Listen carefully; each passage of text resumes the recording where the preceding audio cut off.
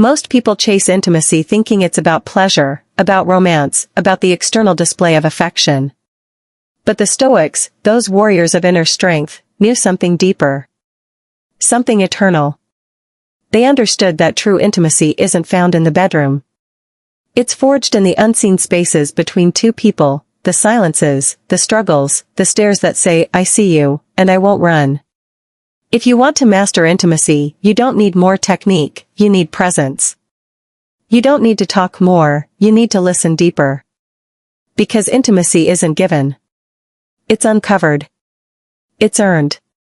Today, we reveal 5 secret Stoic positions, not physical, but mental postures, emotional stances, spiritual alignments. These aren't pickup tricks. These are soul positions.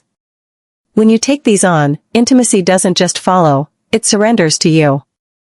Intimacy begins not with grand gestures, not with charming words or perfectly timed actions, but with presence. Presence is the quiet force behind every meaningful connection. It is the state of truly being there, mind, body, and soul, without distraction or agenda.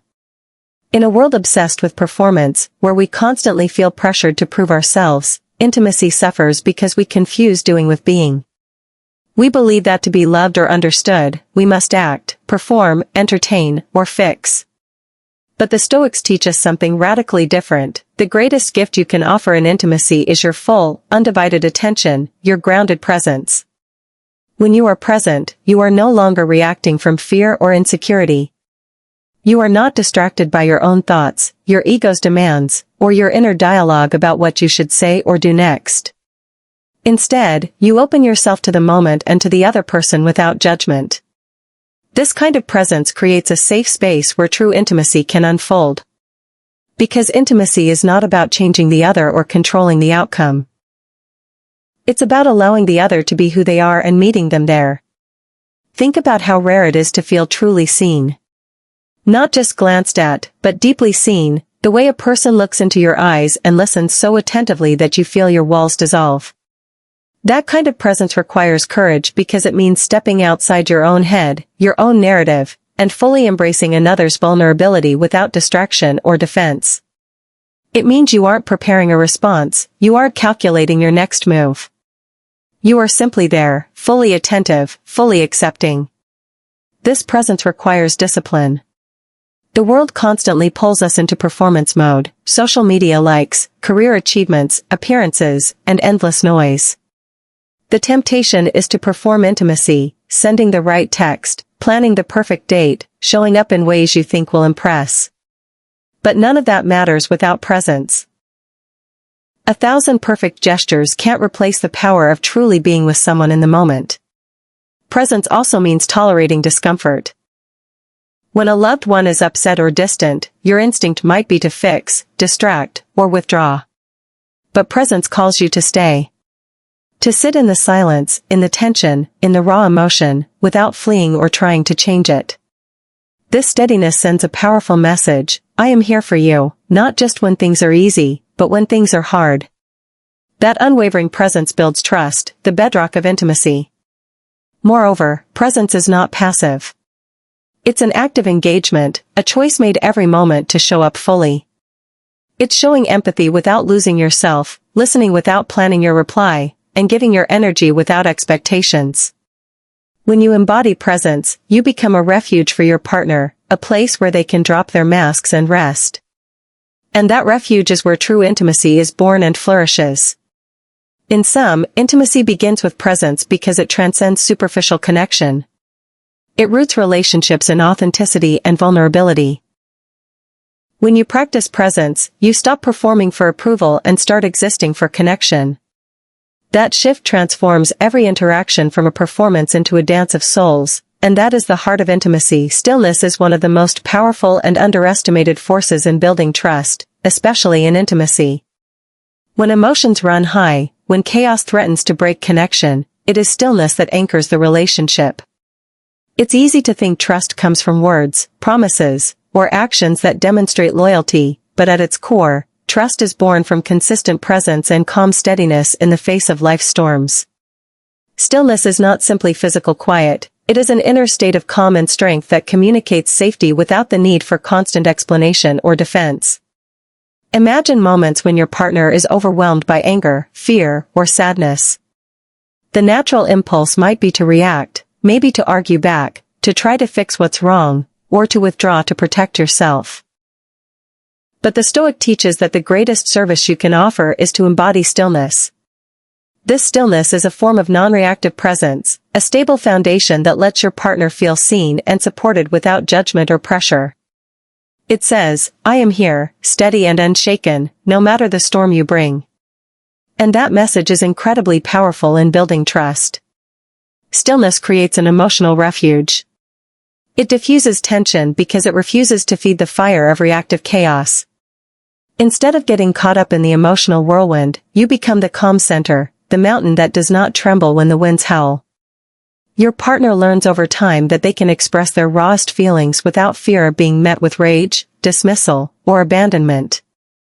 This knowledge, that you will remain unmoved and present, is the foundation on which deep trust is built. Furthermore, stillness allows space for healing. When emotions are raging, reactions can often inflame wounds and create distance. But stillness invites pause. It allows both people to breathe, to feel, and to reflect rather than escalate. It is in this quiet, steady space that understanding begins. When you show up with stillness, you show that you are not just invested in the easy moments but committed to weathering the difficult ones. That commitment strengthens trust because it proves your loyalty extends beyond comfort and convenience. Stillness also reveals emotional maturity. It demonstrates that you do not need to control or dominate situations to feel secure. Instead, you are confident enough to let emotions unfold without needing to intervene aggressively. This level of self-control shows your partner that you are reliable and dependable, not only in words but in your very being. Trust grows when a person feels safe with your stability, knowing you won't be swept away by chaos or panic. In addition, stillness encourages presence and genuine listening. When you remain calm and composed, you are better able to hear not just the words your partner says, but the emotions behind them. You don't rush to respond or defend, you simply absorb what is shared. This kind of listening communicates respect and empathy, two essential ingredients for trust. Stillness, then, is an act of strength, not passive withdrawal. It requires discipline and courage to resist the urge to react immediately or to try to fix everything at once. But when you embody stillness, you become a sanctuary of trust, a place where your partner can let down their defenses and be fully authentic. This sanctuary is what intimacy craves, because true connection grows in spaces where people feel safe to be vulnerable without fear of chaos or rejection. Vulnerability is often misunderstood. Many think vulnerability means weakness, or worse, dependence. But the truth is, vulnerability requires immense courage. It is not about clinging to someone else's approval or seeking validation to feel worthy. True vulnerability means stepping into the light with your imperfections exposed, without hiding behind masks or defenses, and doing so from a place of strength rather than need. This courageous vulnerability is the key to deep intimacy, because it invites honesty and authenticity without the chains of codependence. Codependent vulnerability is a trap. It is rooted in fear of abandonment, rejection, or being unloved. When someone is codependently vulnerable, their openness becomes a desperate plea for reassurance. They share their pain or fears, not because they want to connect honestly, but because they need the other person to fix or soothe them. This kind of vulnerability creates imbalance. It places the burden on the other person to manage emotions and outcomes, which leads to exhaustion, resentment, and ultimately, fractured intimacy. On the other hand, courageous vulnerability is self-possessed. It is the Stoics' way of sharing what is true inside without being a hostage to the response. When you practice this kind of vulnerability, you say, "Here is my truth. I share it because it is mine to bear. I do not depend on your approval or reaction to feel whole." This stance requires inner work, knowing your value and worth independently of others. It means being willing to face rejection or misunderstanding without losing your sense of self. That is true strength. Courageous vulnerability also fosters trust because it invites your partner to respond from their own strength. When you share openly without needing rescue, you create space for mutual honesty and respect. Both partners can then meet as equals, each responsible for their own emotions rather than one rescuing the other. This dynamic is essential for lasting intimacy because it builds a foundation where both people feel safe to be their full selves without the weight of emotional dependence. Moreover, vulnerability from courage encourages growth. It allows you and your partner to confront uncomfortable truths, to share fears and desires openly, and to work through conflict with honesty rather than avoidance. When vulnerability is rooted in neediness, it often leads to avoidance or denial of difficult emotions for fear of upsetting the other. Courageous vulnerability, however, embraces discomfort because it understands that growth and connection happen through facing reality, not hiding from it. This kind of vulnerability also models healthy boundaries. It respects the emotional capacity of both partners, sharing in a way that invites connection without overwhelming or demanding. Courageous vulnerability does not spill everything all at once or in a way that forces the other to carry your emotional load. Instead, it offers honesty as a gift, with trust that the relationship can hold that truth without breaking. Ultimately, vulnerability must be courageous, not codependent, because intimacy thrives in freedom, not captivity. When you are brave enough to show your authentic self without needing the other to save you, you create a powerful magnetism rooted in integrity and self-respect. This kind of vulnerability is rare, but when it exists, it transforms relationships from fragile performances into profound, unshakable bonds. Giving love is one of the most beautiful acts a person can perform. Yet, many fall into the trap of losing themselves in the process. They give love with such desperation or dependence that their identity, values, and boundaries dissolve. This kind of giving is no longer love, it becomes a form of self-erasure. True love requires a balance. To give deeply and fully, yes, but never at the expense of who you are. You must give love without losing yourself. The Stoics understood this balance well.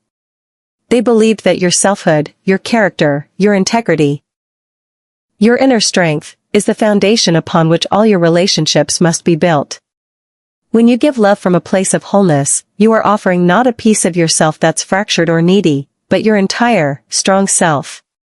This kind of love is magnetic because it comes from abundance rather than scarcity. It does not demand or cling. Instead, it flows freely, grounded in self-respect and inner peace.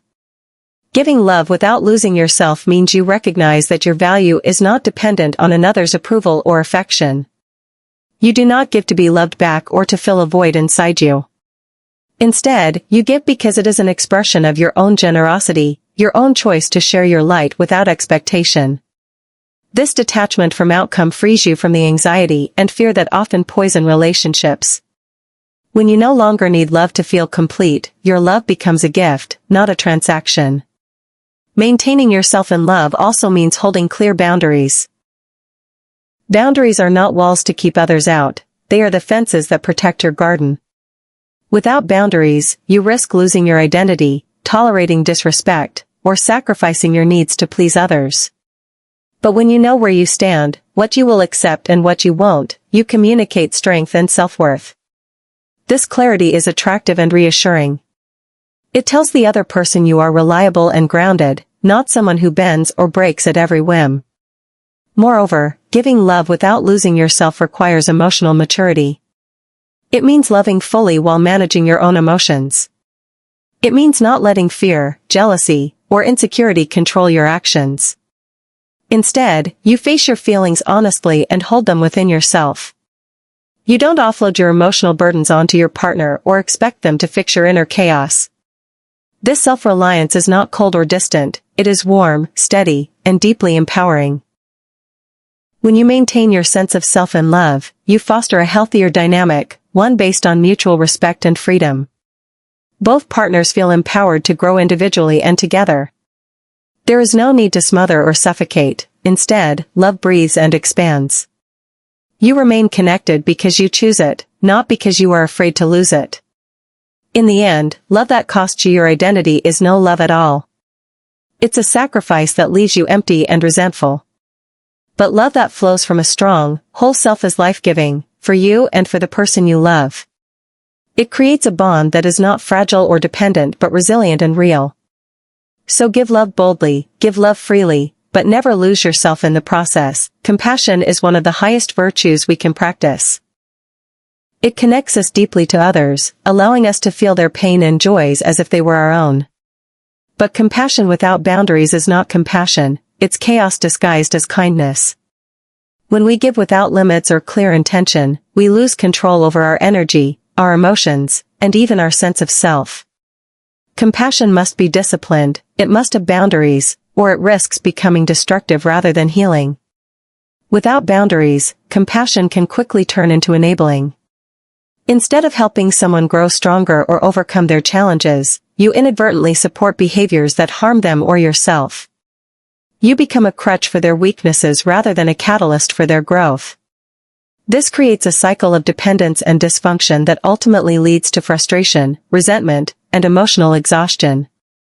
The Stoics taught that virtue is a matter of balance and wisdom. Compassion without boundaries lacks wisdom because it fails to consider the long-term consequences of indiscriminate giving. Boundaries act as a compass that guides compassionate action. They help you decide when to say yes and when to say no, when to listen and when to step back. Without this clarity, compassion becomes reactive and overwhelming, pulling you in every direction at once. You risk losing your focus, your energy, and your peace of mind. This chaos not only affects you but also those you aim to help. People are not served by your exhaustion or resentment. They need your calm, your strength, and your wise presence. Setting boundaries within compassion is also an act of self-respect. It acknowledges that you are worthy of care and protection. When you respect your own limits, you prevent burnout and maintain the capacity to be genuinely present for others. This is not selfishness, it is essential self-care. Only when your own well-being is intact can you sustain meaningful compassion over time. The Stoics remind us that we cannot pour from an empty cup. Compassion grounded in self-respect is sustainable, intentional, and far more effective. Furthermore, boundaries and compassion create space for true empowerment. When you hold someone accountable with kindness, you invite them to take responsibility for their own life. This empowers growth and resilience. Compassion without boundaries, however, removes that invitation, keeping people trapped in victimhood or dependency. It softens the edges of reality to the point that neither you nor the other person faces the truth. And truth is the soil where transformation grows. In intimate relationships, compassion without boundaries often leads to confusion and conflict.